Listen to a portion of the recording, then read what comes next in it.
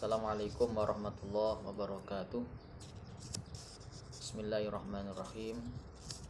Alhamdulillahi salatu wassalam alaika wal ali ya khairul anam. Rabbun karim wa anta dhu khuluqin azim fashfa' lana indal karim. Ya ayyuhal ghasus salamullah alaika rabbini bi'idnillah wanzur ilayya sayyidi binadrah musilatil hadratil aliyah amma ba'du. Pada para mahasiswi yang saya muliakan, kita lanjutkan pelajaran kita, pelajaran ke-6 ini ya.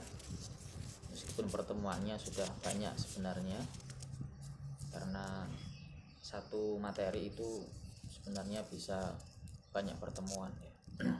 Sehingga di sini hanya pelajaran ke-6. Tapi insya Allah nanti tetap saya berikan materi-materi sampai pelajaran yang ke 11, 12 ya. Kita temanya adalah i'rabnya isim ya. Nah, i'rabnya isim itu nanti ada 4. I'rabnya isim ada 3 nanti ya. Cuma di sini saya materinya diberikan dulu yang rofa dan nasab.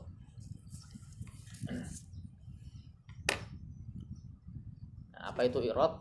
Nah, sebelum ke kaidahnya, sebagaimana biasa kita menghafalkan dulu kosakata ya. Kosakatanya cuma sedikit. Ini ada yang sudah tahu mungkin ya, sudah bisa baca.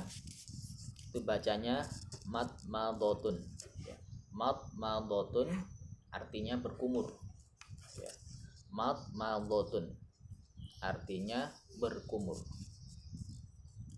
Kemudian isti'malun artinya menggunakan ya. Isti'malun artinya menggunakan. Terus inaun ya. Inaun artinya wadah atau tempat. Kemudian zahabun ya. Zahabun artinya emas ya. Menggunakan wadah emas. Terus fiddotun dotnya di tasydid ya. Fiddotun artinya perak. Kemudian haramun itu haram. Menggunakan wadah emas dan perak itu haram. Kemudian kullatun duna itu kurang ya, duna itu kurang. Kemudian kullatun itu satu kullah ya. Satu kullah itu ukuran volume air ya, ukuran volume air yang bisa digunakan untuk bersuci dan mensucikan. Nah, baik, ini kalian baca berulang-ulang kosakata ini, terus minimal setengah hafal ya. Kalau hafal lebih bagus ya. Setengah hafal itu kalau dipaparkan tulisannya, kita bisa langsung baca dengan harokatnya ya. Seperti ini kan kosongan kan, gak ada harokat. Maka ketika setengah hafal itu, ketika disuguhkan kata-kata ini, kita bisa membacanya dengan harokat yang tepat. Saya ulangi lagi, madmadotun isti'malun inaun zahabun fiddotun haramun duna kullatun. Nah, kita langsung ke kaidahnya ya. Itu kalian hafalkan kaidahnya. Ini kaidah yang ke-10.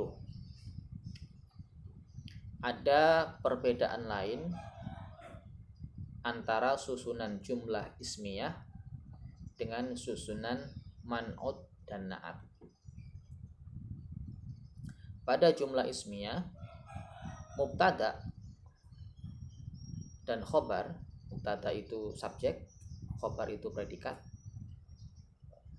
selalu dibaca rofa. Rofa itu tanda utamanya adalah dhammah. Dhammah di akhir kata.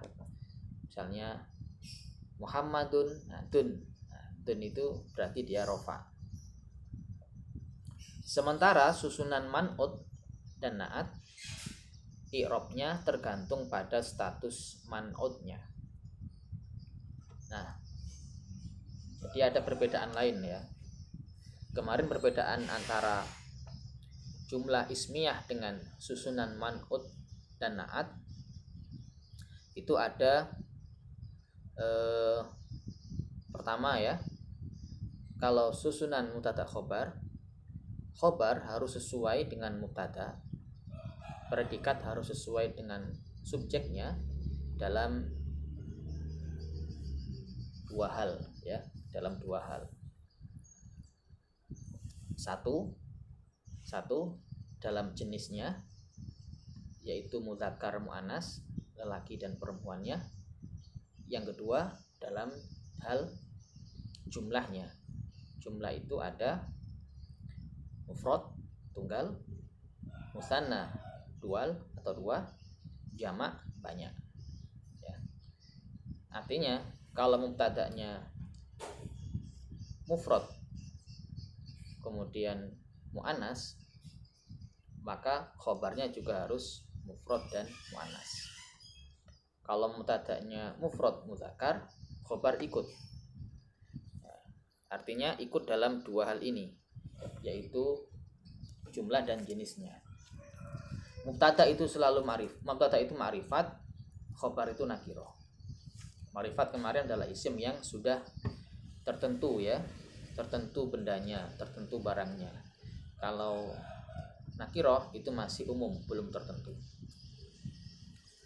Nah, kalau susunan man'ut dengan na'at ya, ini perbedaan yang kemarin. Itu man'ut harus ikut na'at dalam tiga hal. Bedanya ya, kalau jumlah ismiyah khobar ikut mubtada dalam dua hal. Kalau man'ut dengan na'at, man'ut ikut na'at dalam tiga hal. Pertama, dalam hal jenis, yaitu mudzakkar dan muannas.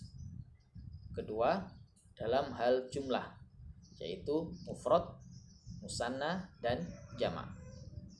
Yang ketiga, dalam hal ma'rifat dan nakirahnya. Ya, dalam hal ma'rifat dan nakirahnya. Jadi tiga yang harus dipenuhi oleh man'ut agar dia bisa menjadi man'ut dari suatu yang harus dipenuhi oleh na'at agar dia bisa menjadi na'at dari suatu man'ut. Ya, man'ut itu yang disifati, na'at itu sifatnya. Sifat atau na'at harus ikut pada man'ut pada tiga hal. Satu, jenisnya mudzakkar muannas. Dua, jumlahnya mufrad, musanna dan jamak. Yang ketiga ma'rifat dan nakirahnya. Nah, misalnya al-kitabu. Al-kitabu itu jenisnya apa? Mudzakkar, karena tidak ada tak marbutah. Ya. Kemudian jumlahnya berapa? Mufrad, karena bukan al-kitabani atau al-kutubu. Al-kutubu jamak taksir. Kemudian ma'rifat atau nakirah? Ma'rifat, karena ada alif lam di awal. Al-kitabu ini nanti sebagai man'utnya yang disifati. Nah, na'atnya yang mensifati al-kitabu ini itu juga harus mufrad, mudzakkar dan ma'rifat. Al-kitabu as-saghiru, kitab yang kecil. Nah, kalau al-kitabu saghirun, kitab itu kecil. Kalau al-kitabu as-saghiru, kitab yang kecil. Al-kitabu saghirun itu jumlah ismiyah, mubtada khobar, subjek predikat. Kalau al-kitabu as-saghiru itu man'ut dengan na'at. Ya. kitab yang kecil. Nah, pada bab ini ada perbedaan lain antara jumlah ismiyah dan man'ut na'at tadi itu. Ya. Apa bedanya? Pada jumlah ismiyah, mubtada dan khobar, mubtada khobar tadi itu selalu rofa. Rofa itu tanda utamanya dhammah. Meskipun nanti ada tanda-tanda yang lain, ya. Ada tanda-tanda lain, tanda penggantinya, ya. Nanti ada dhammah, ada wawu, ada alif. Itu untuk isim, ya. Dhammah, wawu dan alif.